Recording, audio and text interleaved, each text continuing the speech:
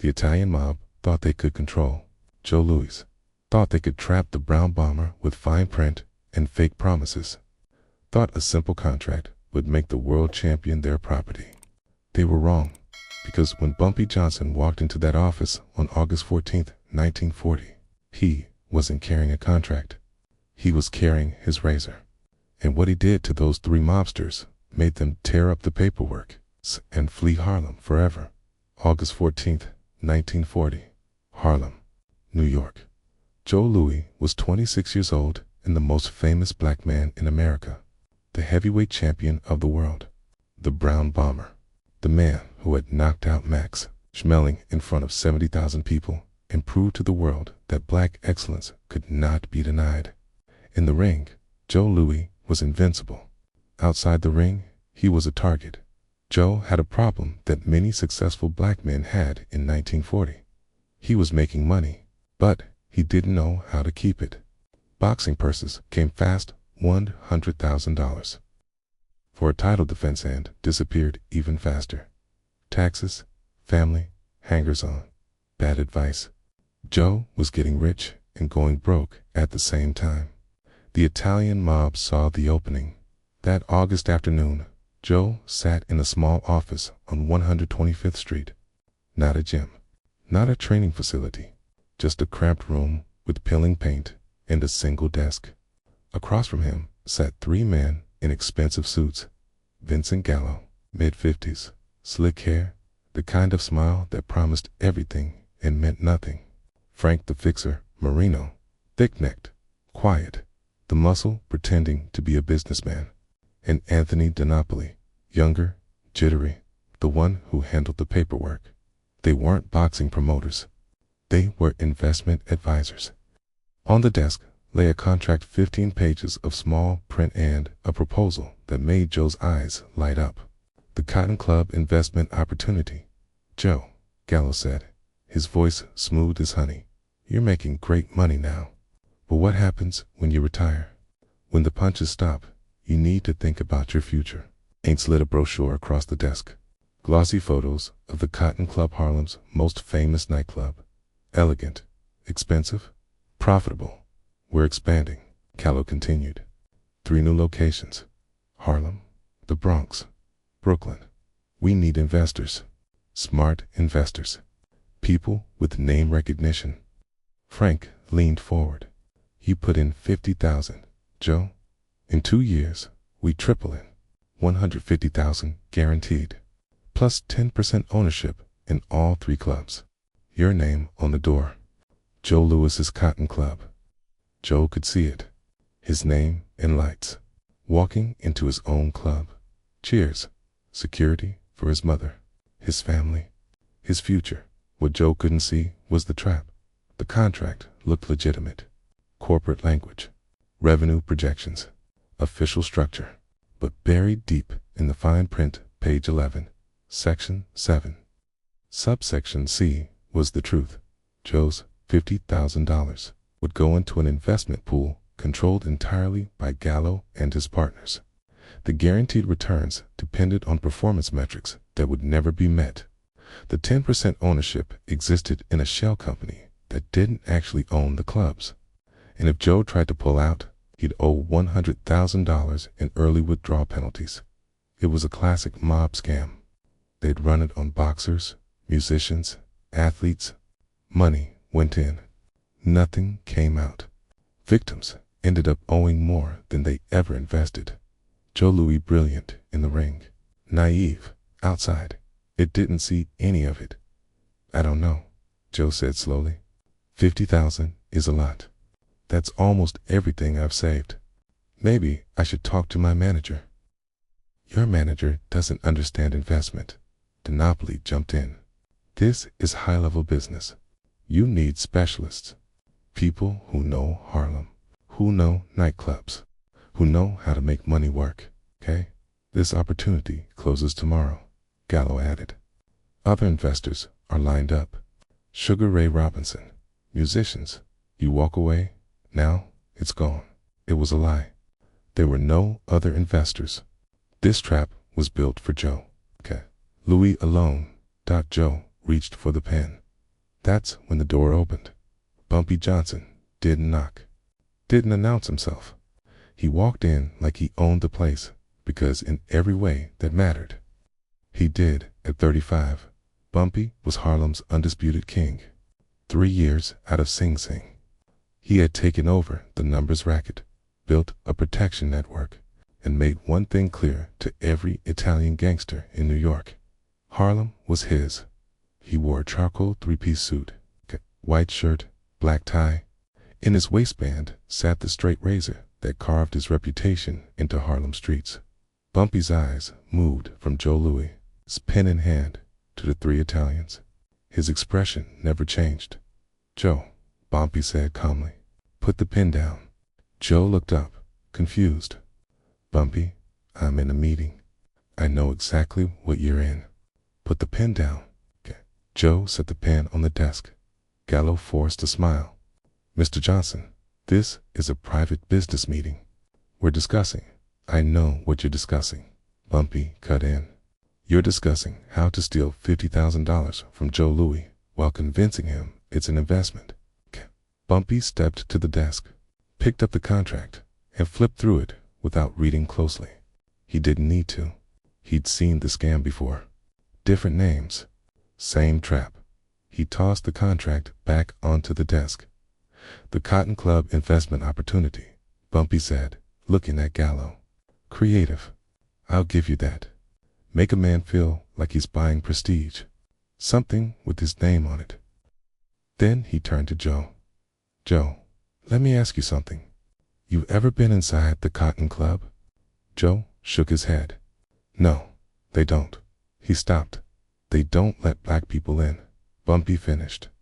"Not as customers, only as performers. And you're telling me these 3 want to make you a partner in a club that wouldn't let you through the front door?" The excitement drained from Joe's face. Gallo tried to recover. "That's the old Cotton Club. The new locations will be integrated." Bumpy's voice cut sharp as his razor. "There is no expansion. There are no new locations. There's just a fake investment scheme designed to rob Joe Louis blind." He picked up the contract again and flipped to a page. Page 11. Section 7. Subsection C, investment pool, subject to partner discretion. Translation: "We take your money and do whatever we want with it." He continued reading performance-based returns. He looked up. Translation: "You'll never see a dime. Early withdrawal penalty." Translation: "If you try to get your money back, you'll owe us double." Bumpy looked at the 3 men. "This isn't an investment. It's a trap. And you 3 walked into Harlem thinking Joe Louis was stupid enough to fall for it." Frank Marino's jaw tightened. "Look, Johnson, we're legitimate businessmen. We're offering a real opportunity." Bumpy pulled out his razor. Not fast, not threatening slow. Deliberate. He placed it on the desk, still sheathed, right next to the glossy Cotton Club brochure. The room went silent. "Let me tell you what's legitimate," Bumpy said quietly. "Joe Louis is Harlem's champion. 2 years ago, he knocked out Hitler's favorite fighter and made every black person in America stand taller. He's not just a boxer. He's a symbol." He looked each man in the eyes. "And you 3 walked in here thinking you could turn him into your victim." Denoply tried to speak. "We're just offering business. You're offering theft with paperwork." "Huh." Bumpy pulled the razor from his sheath. The blade caught the light. "Here's my counteroffer. You tear up that contract right now in front of me. Then you walk out of Harlem and never approach Joe Louis again. Not with investments. Not with opportunities. Not even to say hello." Gallo's composure cracked. "We can't just. We have connections. We work with people." "Huh. I don't care who you work with. In Harlem, I am the connection. And Joe Louis is under my protection." He held up the razor. "You know what this is for? It's not for cutting paper. It's for cutting people who forget where they are. People who think they can walk into my neighborhood and rob my people."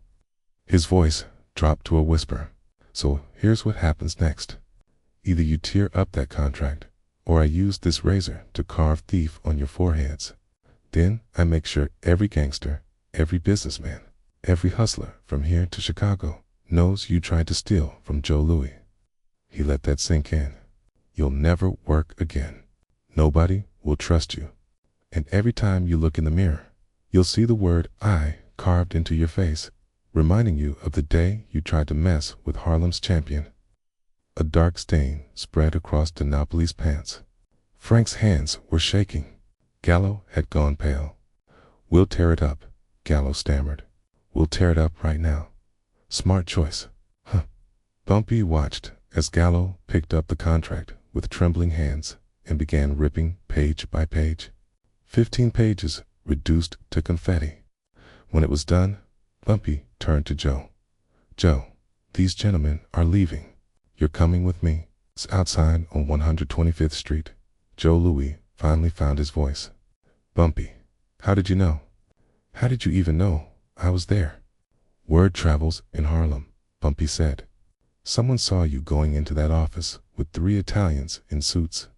That got back to me in about 10 minutes. They walked down the street, Bumpy's presence making people nod respectfully and step aside. "I almost signed it," Joe said quietly. "I thought it was real. I thought I was being smart, vesting in my future." Bumpy stopped walking. "Joe, you're the best fighter in the world. But the world outside the ring is more dangerous than anything you face inside it. There are more men trying to rob you with contracts than there are trying to knock you out with punches." He put his hand on Joe's shoulder. "You want to invest? Fine, but you get your own lawyer, not theirs. Someone who works for you. Someone who reads every word and tells you the truth. You don't sign anything unless you understand every sentence. And if something sounds too good to be true, it probably is." Joe nodded. "Exactly." Bumpy started walking again. "And Joe, remember something. You're not just Joe Louis, the boxer. You're Joe Louis, the symbol. Every black kid in America looks at you and sees possibility. That means you have a responsibility to stay smart, stay free, stay in control." Joe nodded. "Why'd you help me, Bumpy?" "You didn't have to." "Yes, I did. Because when you knocked out Schmeling, I felt it too. When you stand in that ring representing us, you're representing me, and I protect what's mine." Bumpy smiled slightly. "Besides, Joe, I'm a criminal. I break laws. I hurt people. I do things most men won't do. But you know what I don't do? I don't steal from my own. I don't trap heroes. I don't turn symbols into victims." He looked at Joe. "Those 3 Italians, they're worse than I'll ever be, because at least I'm honest about what I am." Vincent Gallo, Frank Marino, and Anthony DiNapoli left Harlem that afternoon and never returned. Word spread through New York's underworld. Joe Louis was untouchable. Bumpy Johnson had drawn a line.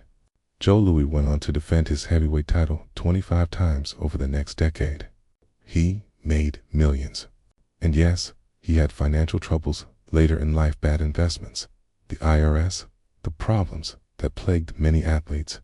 But he never fell for a scam again, because Bumpy Johnson had taught him to read the fine print. Years later, in 1962, a reporter asked Joe, "You had a long career. A lot of people tried to take advantage of you. How'd you stay smart?" Joe smiled.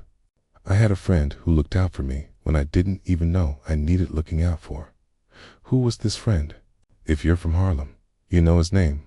If you're not, it doesn't matter. What matters is he taught me that being strong in the ring isn't enough. You got to be smart outside too." In 1981, Joe Louis died.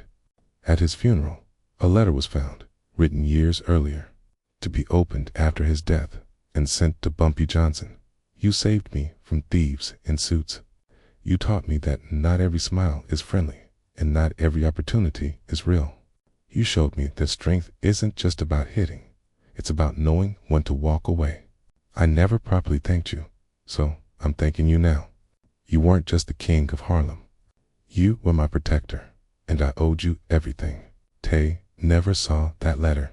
He died in 1968, but the people who knew both men understood what that August day in 1940 was really about. It wasn't about a contract. It wasn't about $50,000. It was about a principle. Harlem protects its own. Heroes don't get robbed on our watch. And anyone who tries learns the hard way, one razor cut at a time. If this story of protection, wisdom, and power moved you, hit that subscribe button and smash that like. Share this with someone who needs to understand that the biggest threats don't come from fists. They come from contracts and fake promises. Drop a comment. Have you ever almost fallen for something that seemed too good to be true? Let's keep these untold stories alive. Bumpy Johnson protected Harlem's legends, and their stories deserve to be.